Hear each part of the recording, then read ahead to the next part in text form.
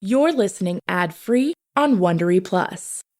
This podcast is intended for mature audiences and could be triggering to some. Please use discretion when listening. Dr. Lisa M. Hooper and her team at the University of Iowa Research Lab define parentification as a type of role reversal and boundary distortion in which children or adolescents assume developmentally inappropriate levels of responsibility in their family. In the parentification phenomenon, the overarching role of the parentified youth can be described as that of caregiver, caring for others at the expense of caring for self. It is often clinically observed and empirically examined along two dimensions: instrumental and emotional parentification. Instrumental parentification primarily involves completing physical tasks for the family, such as taking care of relatives with serious medical conditions, grocery shopping, paying bills, or ensuring that a younger sibling attends and does well in school. Emotional parentification often involves a child or adolescent taking on the role and responsibilities of confidant, secret keeper, or emotional healer for family members. Parentification is often observed in families where the parent or caregiver has experienced a serious medical condition or mental health disorder. Parental substance use and abuse are also common in families where parentification exists.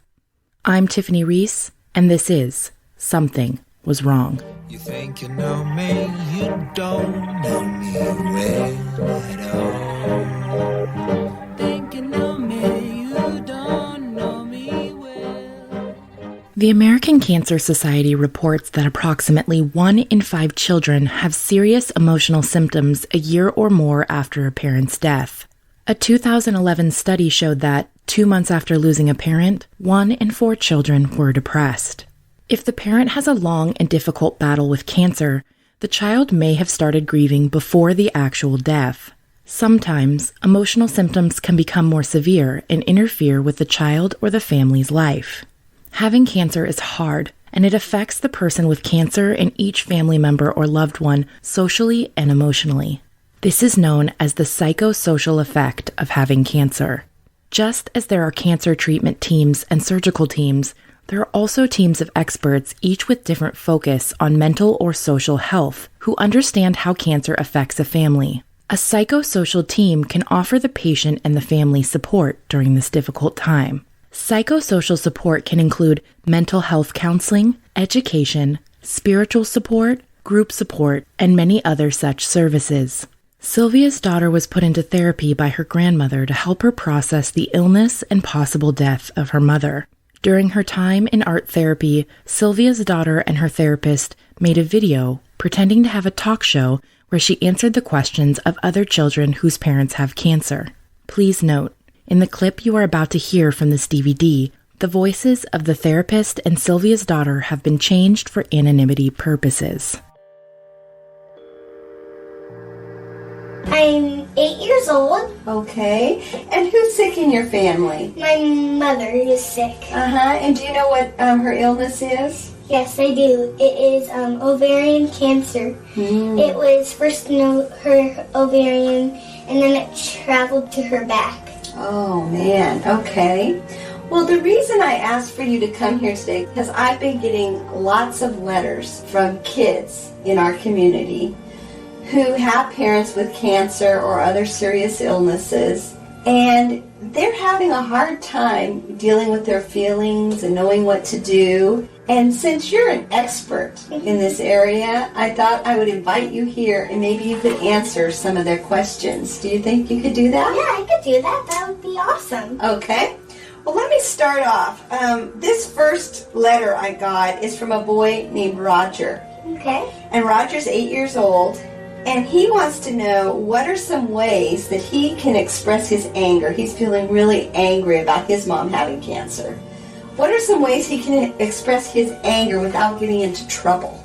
Without getting into trouble, let me think. I think one of the best ways to do, like the best things to do, is to think of something happy. Do something happy do something you enjoy every day, and try to just let that slip off, and so you don't just feel angry, and you can Just let your anger go. Oh, so do something happy so you maybe aren't feeling so angry. Yeah. Oh, okay. Do you ever get angry about your mom's illness? Yeah, I get angry when people stare at her because she's lost all her hair and they just don't understand. That's why they stare, because they don't understand why she's like that. They just don't know about the illness. Right. Okay. Let's see here. Next, here's a girl named Sally, and Sally's 7 years old. Yeah. And It's always harder when you're younger, Right. I think. you think it is? The older you get, it gets a little easier. you think? Yeah, like my brother, he doesn't understand yet, but How long have you been dealing with this? how long? Well, I think it happened 2 years ago. 2 years. It's been 2 years since she had figured out she had the disease. Boy, that's a long time, isn't it? Yeah. Okay, well, Sally says that she gets really sad about her grandma having breast cancer. And she wants to know what she can do to feel better. Well, if she's sad, maybe she could spend more time with her grandma. And the more they spend time together, maybe she'll start feeling a little better about it. And she'll start understanding a little more and just like she'll just be a little happier and not as sad. Now, Grandma, if she's in bed and resting a lot because she's going through all her treatments and that, what are things she could do to spend time with Grandma while she's not feeling well? Well, what I do with my mom is I hop in bed with her, and she likes to read, so I read with her, and I sometimes do like get her water, or warm up some food, or make her stuff to eat. And you can spend time with your grandma. Sally could spend time with your grandma by just helping her and maybe doing things you guys enjoy that you guys can do together when she's in bed. Great, thanks. I think that's going to help Sally a lot. Here's a letter from a kid named Ryan. Right? Ryan's 9. Okay. And he wants to know how you first felt when you found out that your mom had cancer. I think I just was so upset, and I was mad and I was sad at the same time. I was upset and I was feeling like, why did this happen to her? Why couldn't it happen to someone else? And things like that.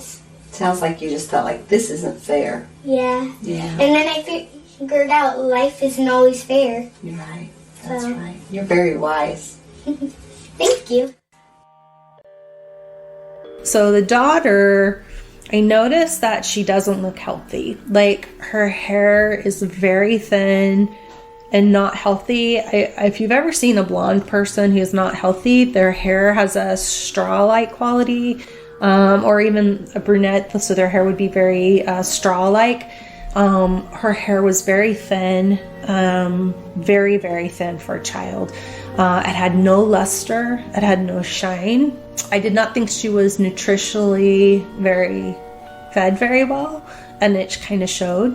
The boy still wasn't talking very much. He could talk, he could communicate, but he did not talk often. But his sickness kind of went away. Like, I do not remember her cooking for the children very much. And I did not cook nutritionally great meals for them because it would be like mac and cheese or something quick, because I had to come cook for my family. There was always food in the kitchen. I believe that the children were feeding themselves a lot.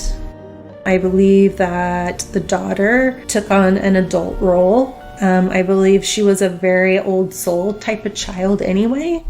I was concerned for the children. At this point, they're going to do the house swap again. I want you to think about how many moves that is, though. 5 or 6 already? Yeah.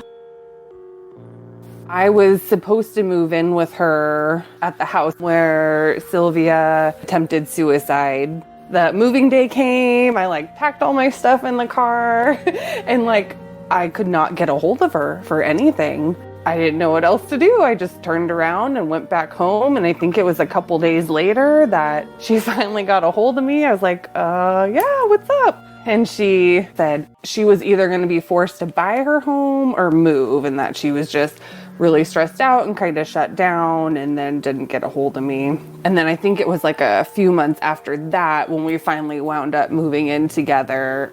You met Jen earlier this season. She was a coworker of both T and Sylvia. After Jason and Sylvia separated, Jen became roommates with Sylvia and her 2 children in Citrus Heights, California. She had told us that the cancer had spread to her back. So, we would see her trying to do things like lift heavy bags of dog food and like, oh no, we did everything from bathing her dogs. We wouldn't let her carry anything heavy. I was a really clean person and I loved to clean. So I always made sure the house was picked up and vacuumed. And if she had her bed sheets and blankets and the dryer, I would take them and put them on her bed for her and wash the dishes. And make meals for everyone. The kids loved it when I cooked for them and colored with them and helped them with their homework and played like video games. Like they just like sucked up that attention. And I think that they felt special, to get some solid attention like that. They were really, really close together. And I think they kind of leaned on each other for support because their mom wasn't always there for them mentally.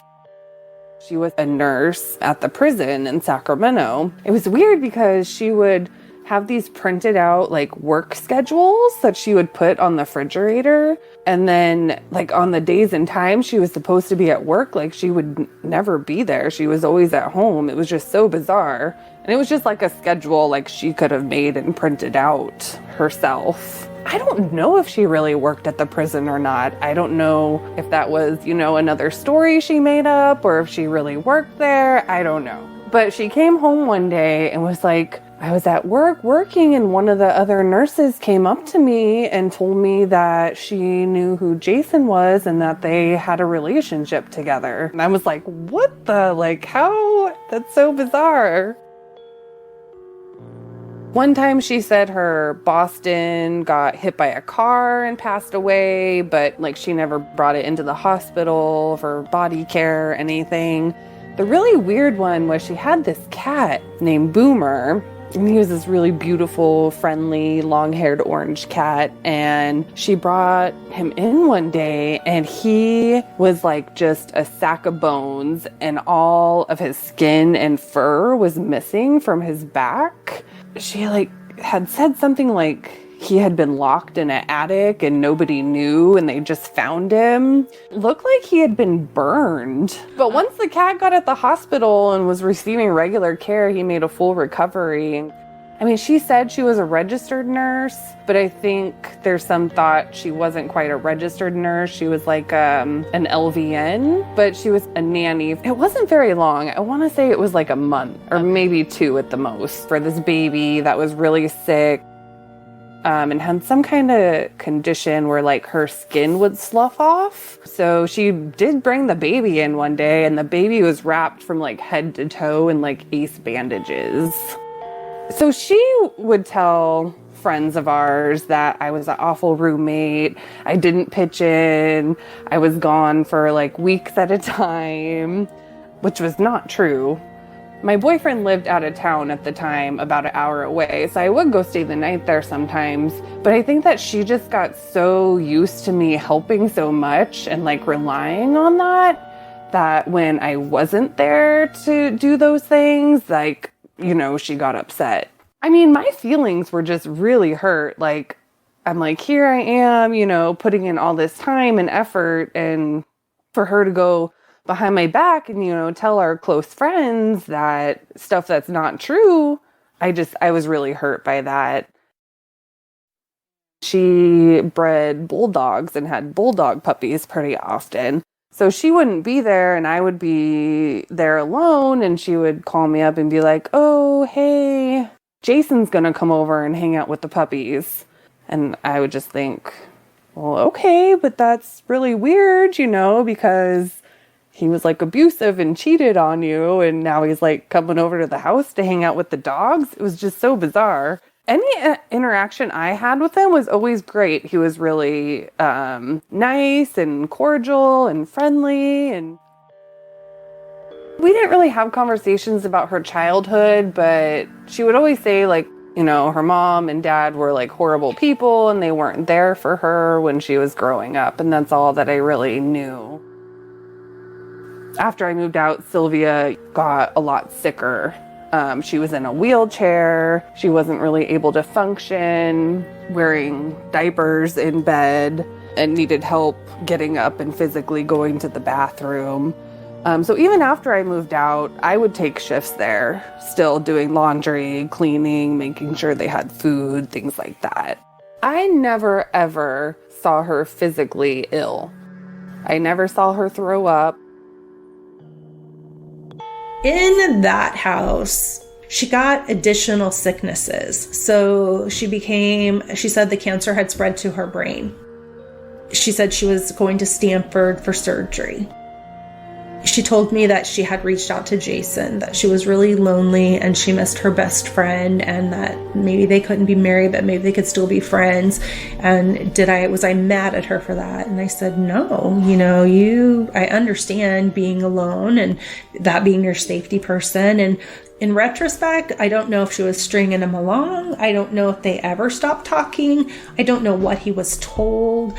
I don't know quite what that relationship was. I would imagine guessing they were hooking up. I'm not sure. She told me that Jason took her to Stanford.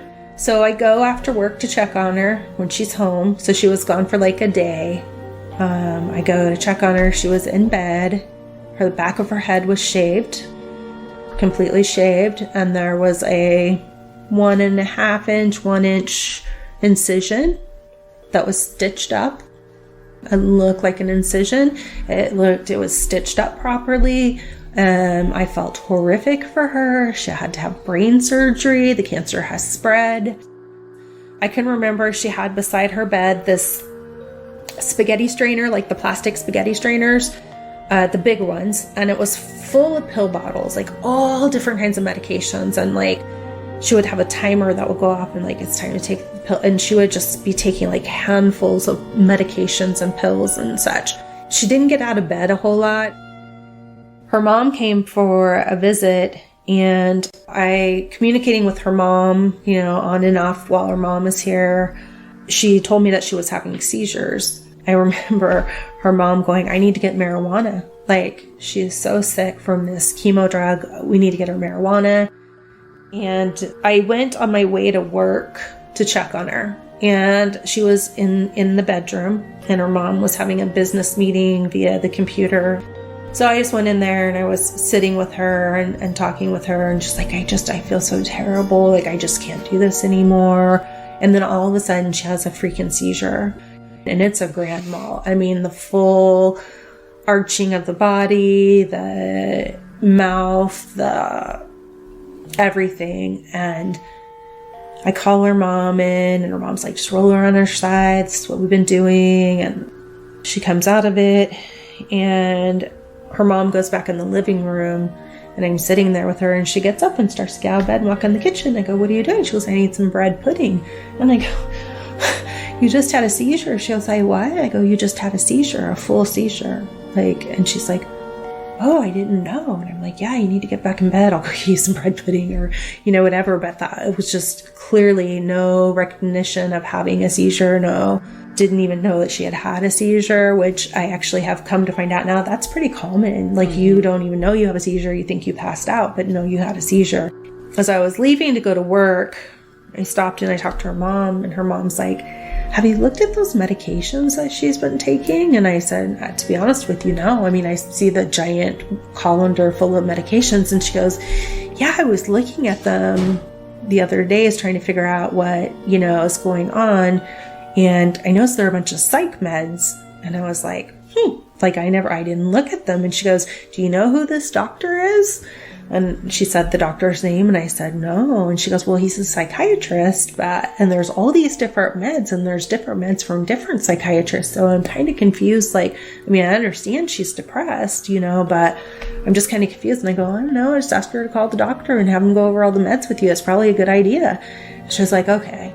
And so at this point, the mom has to go back home, back to Canada and work. So I make a big, giant poster board chart, And it has who's bringing dinner this day, who's coming to check after work this day.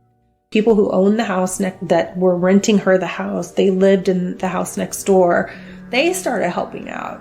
So it was a married couple and they had 2 adult children, and the adult daughter was helping out. Here's where it all goes terribly, terribly crazy wrong. Next time. You think you know me, you don't know me well at all.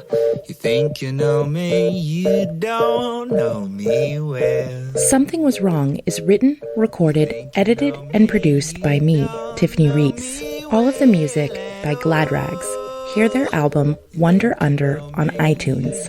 Follow the hashtag Something Was Wrong Pod on Instagram.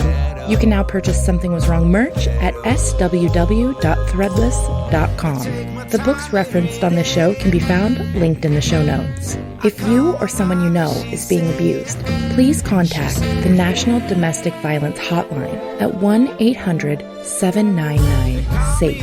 That's 1-800-799-7233. Thank you.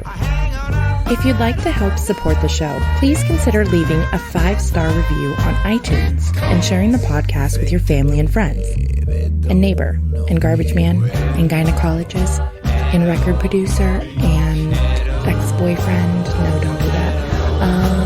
Yeah, just like everyone you know. That'd be cool. Thank you. Bye.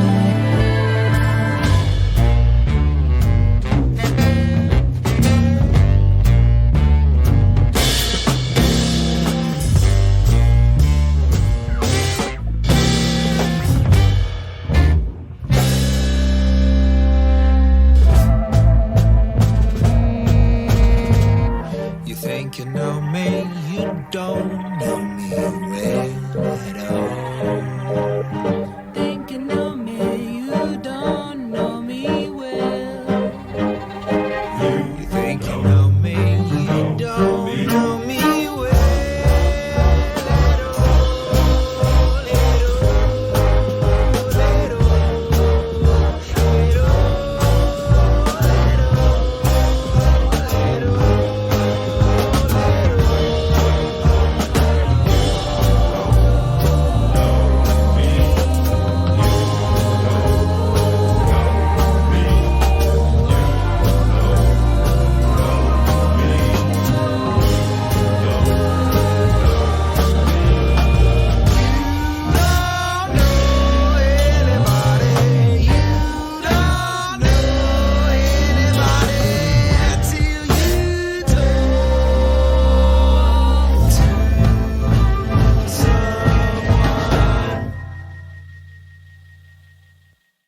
Hey Prime members, you can listen to Something Was Wrong early and ad-free on Amazon Music. Download the app today. Or you can listen early and ad-free with Wondery Plus in Apple Podcasts. Before you go, tell us about yourself by completing a short survey at Wondery.com